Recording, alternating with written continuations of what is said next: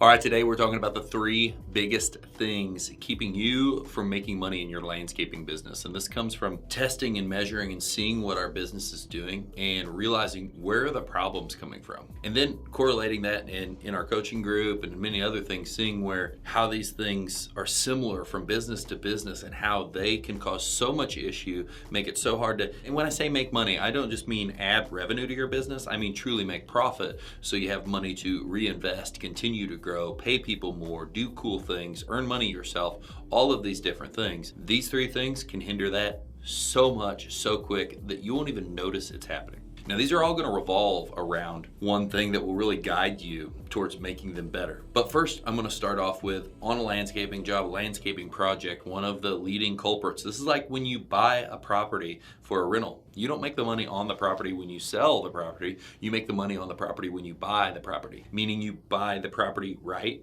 at the right price and you know the market to where it should be going in the future, and you don't overpay for something that's going to end up beating you up the whole way and then end up just not really being that good of a deal. Well, in a landscaping project, you make the money when you sell the project, meaning upfront still.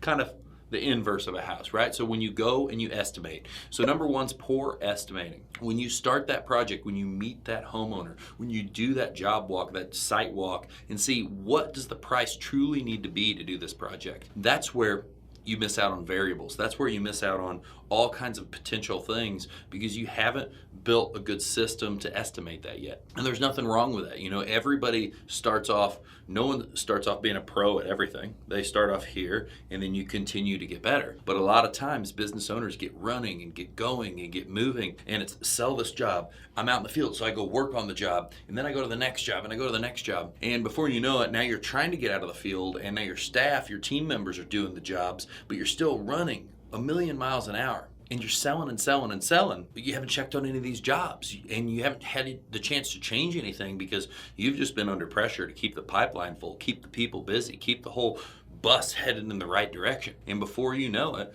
you realize, man, why does the profitability of this company just not look that great? I'm killing myself. I'm working hard. I'm doing this. I'm doing that. I'm doing the other. And it stems from the very beginning, which is the estimating. Things get lost, things get missed. That can go from there and then go into job management where, yes, you can miss things. Estimates are not a true exact price by the actual definition itself. It's an estimate or an approximate price. So there may be change orders, there may be other things, but here again, you're running a million miles an hour and you can't keep up with all of it, right? So this is going to lead right into number two. That is job costing. Not sexy, not fun, not something that everybody wants to talk about, but this is one of the main reasons you're not making money. Your estimating doesn't get better because you don't start job costing. Job costing is the tool that tells you individually. You already heard me say, you see the profitability of the company and it looks poor. Why is it so poor? This shows you along the way. You don't have to wait till the end of the month, the end of the quarter, the end of the year. This shows you job by job. So when you look at them job by job and you cost every job, you look at the hours, budgeted hours, came in on time. You look at the material, budgeted material, see if that meets up. If the budget meets up with reality or reality is even under that and you go under budget, so you did even better than anticipated, that guides you. If you know that you're always going over on your estimates, that also guides you. That shows you, hey, kick back to number one, estimate. What did I mess up? Did I mess up on materials? Maybe I didn't know there's a price in materials that changed dramatically here in the last month, in the last quarter, in the last year. Or maybe there's something like prep on a landscape job that I am just not accounting for as much. They got to strip all the sod off the yard. They can't use equipment in this area. And I didn't account for how hard that was going to be.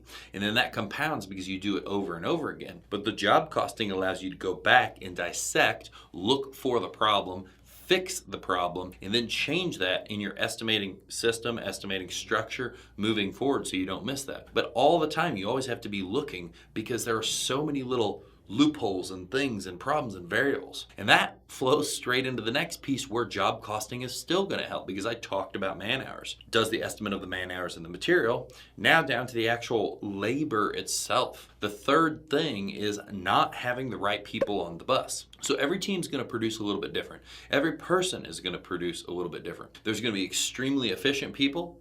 Then there's gonna be extremely efficient people that like 4 days a week, they're awesome. And then 1 day a week, it's very roller coastery. And then there's gonna be extremely steady people that maybe aren't as efficient as fast, but you get the same thing all the time. There's this big wide spectrum of who you're going to employ and who's going to be on the team. Based on that, you really need to know that you've got the right people on the bus, because there are people that are going to come on your team. And as you grow, and that's what we talked about doing in this, is growing, scaling, and hiring more people, you could have people out in the field that just purely aren't there with the best intentions of the company, aren't there in the best intentions of their team members, and now you don't know. And if you're running 1,000,000 miles an hour, you don't see that all these jobs are going sideways. Here again, job costing can step back in and it can show you, man, these are always over time. So then that leads to more analysis. Maybe you have to go out in the field, view what's getting done, work with some of the team members, get more feedback from the team, see what the actual issue is, because maybe it's the people on the bus, the people on the crew, the people in the company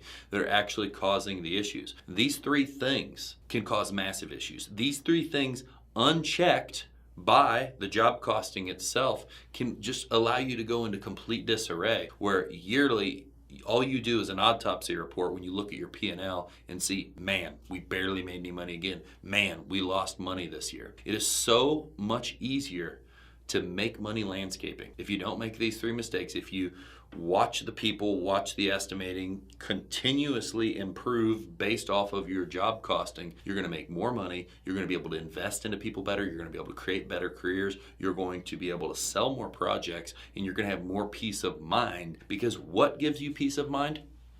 Profit gives you peace of mind. That's why there's the saying that revenue is for vanity and profit is for sanity. It's true. There's nothing more calming over all of the time. Why I want this to hit home to you in this video, watching this. All of the times I've been involved in projects, from the time now where I estimate less than I ever have, and now I more just oversee and do numbers, all the way to the time where I was, and it's all the same, it's irrelevant. There's no level here. It's like you're just as important because all pieces play a big role, right? So to the time where I was estimating the job and out in the field, I've always remembered the frantic urgency of when you didn't bid enough, when the estimate wasn't right, especially when you own the company. Because you were frantic about getting it done and bringing it in on time, and when you were the owner and you're out there, sometimes you could control that. And it made you insane, because you realized at a certain point, we start going backwards. At a certain point, if I was going to bid $40 an hour, $80 an hour, $100 an hour, whatever the number is, that's irrelevant. But you realize once you hit the certain point on a job, and if you paid any attention and you're involved as the owner, you've realized we've ran this job out of time.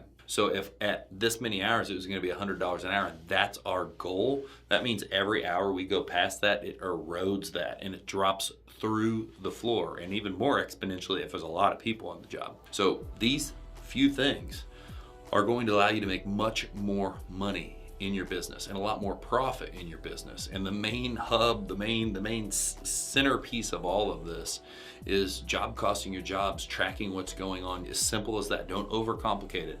Is the material on budget? Is the labor on budget? If both things are on budget, you're going to win and you're going to make more money.